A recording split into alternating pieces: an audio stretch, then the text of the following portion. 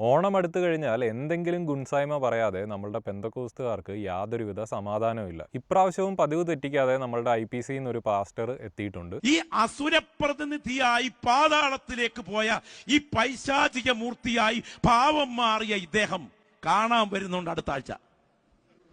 ദൈവത്തിന് സ്തോത്രം. നമ്മളെല്ലാം സെറ്റ് മുണ്ടുമുടുത്ത് അത്തപ്പൂക്കളമിട്ട് ഇവനെ സ്വീകരിക്കാനിരിക്കണം.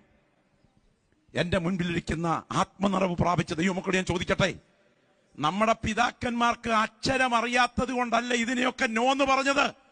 അവർക്കറിയാം അന്യ ദൈവങ്ങളുടെ നാമങ്ങളെ നാവിന്മേൽ എടുത്താലത് പാപമാണെങ്കിൽ. പച്ചയ്ക്ക് വർഗീയത പറയുന്നത് ശ്രദ്ധിച്ചിട്ടുണ്ടായിരിക്കുമല്ലോ. ഞാൻ ഈ കാര്യങ്ങളൊക്കെ പറയുമ്പോഴാണ് കുറ്റം. അയ്യോ, നമ്മൾ അങ്ങനെയൊന്നും പറയാറേ ഇല്ല, നമ്മളെ മുത്താണ് പവിഴമാണെന്നൊക്കെ പറയുന്നവർ ഇതൊക്കെ ഒന്ന് ശ്രദ്ധിച്ച് കേട്ടോണം. ഒതുങ്ങിയും പതുങ്ങിയും ഇത് തന്നെയാണ് പെന്തക്കോസ്തുകാർ പഠിപ്പിക്കുന്നത്. മറ്റുള്ള ഏത് മതക്കാരോ അവരുടെ ദൈവമോ പിശാച് ആണ് എന്ന് തന്നെയാണ് പെന്തക്കോസ്തുകാർ പഠിപ്പിക്കുന്നത്. പിന്നെ ഇവിടെ സെറ്റ് സാരി ഉടുക്കുന്നത് മാത്രമേ പുള്ളിക്കാരന് കാണാൻ പറ്റുന്നുള്ളൂ. അത് അടുത്ത പരിപാടി. സ്ത്രീകളുടെ മെക്കിട്ട് കയറാനാണ് വളരെ സന്തോഷം. അതെന്താ, സെറ്റ് മുണ്ടെടുക്കുന്ന ഒന്നും തനിക്ക് കണ്ടു? ആത്മനിറവ് പ്രാപിച്ച ദൈവമൈതലേ, ഇതൊക്കെ ആചരിച്ച് ഒഴുക്കിനൊത്തൊഴുകുന്ന നിനക്ക് സ്വർഗം കാലികടന്നാലും ഈയക്കട്ടി പറന്നു കയറിയാലും നിത്യതയ്ക്ക് അർഹതയില്ലെന്ന് വചനമൊപ്പ്.